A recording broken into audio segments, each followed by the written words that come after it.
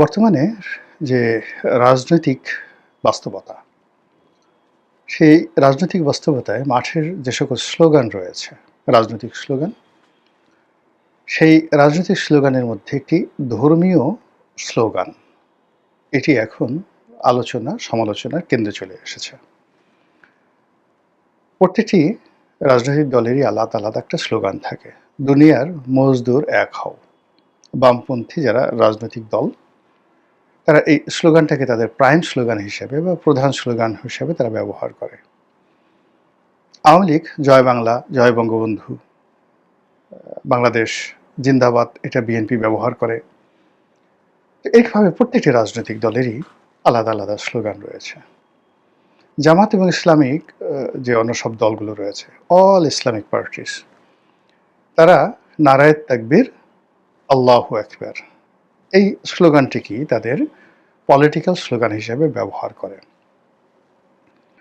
কিন্তু আবহমান বাংলায় নারায়ে তাকবীরটি এটি কোনো রাজনৈতিক স্লোগান হিসেবে আমি অন্তত ৭০-এর দশকে, ৮০-র দশকে দেখিনি। এই দুটো দশক মানে ২০ বছর টানা আমি বলতে পারি আমি দেখিনি।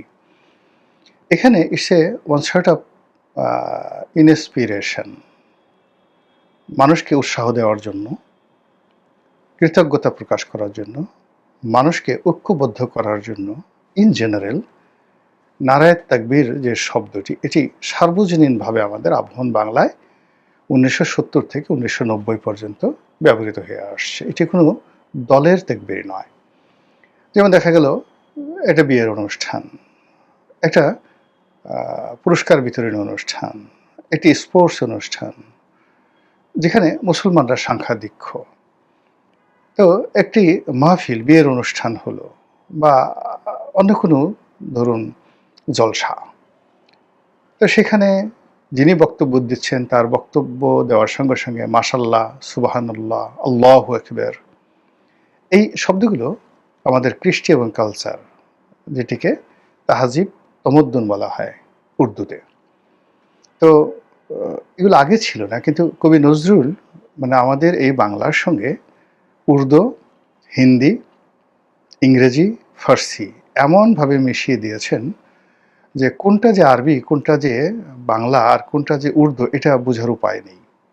এই যে সংস্কৃতি, তাহাজিব এবং তমদ্দুন,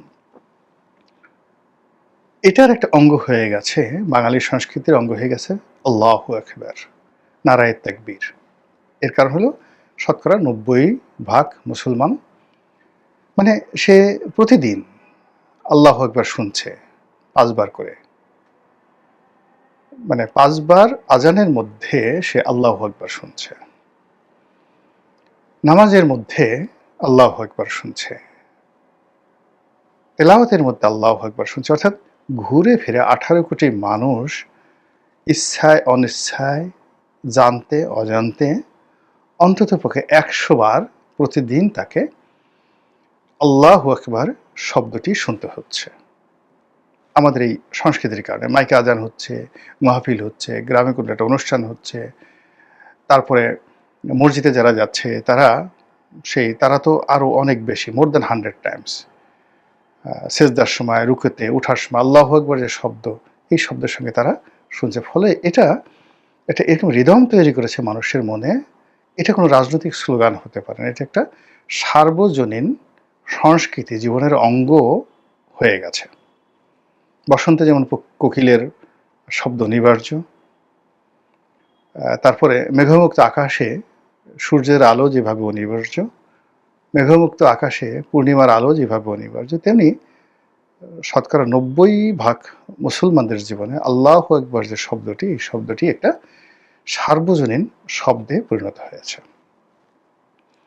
এখন এই শব্দের সঙ্গে আবার অতিরিক্ত নারায়ে তাকবীর, তো নারায়ে তাকবীর মানে জোরে বলো বা জোরে মানে আওয়াজ তুলো, একত্রে আওয়াজ তুলো, এরকম একটা শব্দ নারায়ে তাকবীর।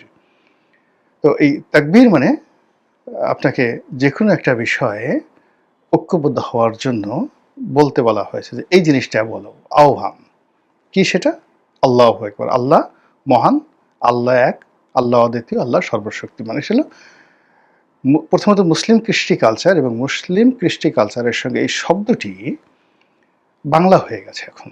মানে আপনি যদি বলেন অনেক মানুষকে, তারা আল্লাহু আকবার জানে না, বাংলাদেশে এরকম কোনো মানুষ নেই, কিন্তু আল্লাহু আকবার নিয়ে যদি আপনি বলেন যে আল্লাহ তো আরবি শব্দ, আল্লাহ অর্থ কী, আকবর শব্দের অর্থ কী, কেউ বলতে পারবে না। খুব অল্প মানুষ, হাতে গোনা খুব অল্প মানুষ এটার ব্যাখ্যা দিতে পারে। কিন্তু বাংলা ভাষী এমনকি যারা পাহাড়ি রয়েছেন তারাও এই শব্দটির সঙ্গে পরিচিত, এবং এইভাবে বাংলাদেশের অন্য কোনো শব্দ, মানে আল্লাহু আকবার যে শব্দটি, এই শব্দটি যত বেশি শোনা হয়, যত বেশি বলা হয়, আর যত বেশি উচ্চারিত হয়, বাংলাদেশে অন্য কোনো শব্দ এইভাবে উচ্চারিত হয় না প্রতিদিন। এমনকি যদি আপনি বলেন মা, বাবা, খাবো, ভাত, এই শব্দগুলো আল্লাহু আকবারের মতো প্রতিদিন এইভাবে 18 কোটি মানুষের সামনে এত উচ্চারিত হয় না। তো যেই জিনিসটি আপনার জীবনের সবচেয়ে বেশি উচ্চারিত হয়, বেশি ব্যবহৃত হয়, ওটা আপনার জীবনের অঙ্গ, সংস্কৃতির অঙ্গ, সাহিত্যের অঙ্গ, ওটাই আপনার জীবন। তো সেই দিক থেকে আল্লাহু আকবার আপনি যেভাবে বলেন না কেন, বাংলাদেশের সাহিত্য এবং সংস্কৃতিতে এটি একটি অবিচ্ছেদ্য অঙ্গ হয়ে গেছে, আমাদের জীবনের অন্য যে কোনো শব্দের মতো। এখন আসেন যে এটা নিয়ে আমরা ইদানিং অ্যালার্জি দেখাচ্ছি, ভালো কথা। যেমন একটা সময় মুক্তিযুদ্ধের সময় এই জয় বাংলা শব্দটি এরকম অনিবার্য হয়ে পড়েছিল বাঙালি সংস্কৃতির কারণে, যুদ্ধের প্রয়োজনে, মানুষের রাজনৈতিক আশা আকাঙ্ক্ষার প্রয়োজনে জয় বাংলা শব্দটি অনিবার্য হয়েছিল। কিন্তু আওয়ামী লীগের বাড়াবাড়ি, আওয়ামী লীগের এই জয় বাংলা শব্দটি নিয়ে টানাটানি এবং এই শব্দটিকে ওন করার কারণে দেখা গেল আওয়ামী বিরোধী যারা শক্তি রয়েছে, এরকম একটা নিখাত, খাঁটি, তদ্ভব বা তৎসম বাংলা, সেই প্রমিত বাংলার একটি শব্দ নিয়ে মানুষের অ্যালার্জি। জয় বাংলা মানে আওয়ামী লীগ, জয় বাংলা মানে খারাপ, জয় বাংলা মানে শেষ করে দেওয়া, জয় বাংলা মানে একেবারে কবরে পাঠিয়ে দেওয়া। তো এরকম আল্লাহু আকবার যে শব্দটি, এই শব্দটির অনিবার্যতা, এই শব্দটির সার্বজনীনতা, এটি যখন ধড়িবাজ, ধান্দাবাজ রাজনৈতিক কর্মে, তারপরে বিভিন্ন মাহফিলে, বিশেষ করে যেখানে ওয়াজের নামে মানে অনেক কিছু হয়, যেমন ডিজে হয়, মানে যারা ডিজে গান গাচ্ছে ওয়াজের ময়দানে, জিকির করছে, আস্কার করছে, তার প্রতিপক্ষ আবার তাদেরকে ডিজে বলছে। আবার অন্য পক্ষে যারা ওয়াজের নামে ওহাবিবাদ ছড়াচ্ছে তাদেরকে বোঝায় কাফের, মুনাফেক ইত্যাদি ইত্যাদি। তো এই সমস্ত জায়গাতে যেখানে বিতর্ক তৈরি হচ্ছে, সেখানে যখন আল্লাহু আকবার শব্দটি উচ্চারিত হয়, তখন এটার মর্যাদা হানি হয়, সম্মান হানি হয়। এখানে ধর্মীয় ভাবগাম্ভীর্য, মানে আল্লাহু আকবার শব্দটা এমন, সুবহানাল্লাহ, তারপরে আল্লাহু আকবার, আলহামদুলিল্লাহ, এই শব্দগুলোর একটা ধর্মীয় গুরুত্ব এবং মর্যাদা রয়েছে। এটা বিশাল ব্যাপার। কিন্তু তার বাইরেও আমাদের মধ্যে একটা সময় যেমন দেখা গেল, আমি এটা 70-এর দশকের প্রথম দিকে দেখেছি, 75-76 সন পর্যন্ত, এরপরে এটা এতটা নয়। সেটা হল ইয়া আলী, মানে আল্লাহু আকবার যেভাবে সার্বজনীন, ইয়া আলী মানে দেখা গেল কিছু হইলে মানুষের মধ্যে ইয়া আলী এই কথা বলে তারা ঝাঁপিয়ে পড়তে এসছে, মানে রিদম অফ এনার্জি, শক্তি যোগানোর একটা মাধ্যম। ইয়া আলী, জোরে টান দিতেছি ইয়া আলী।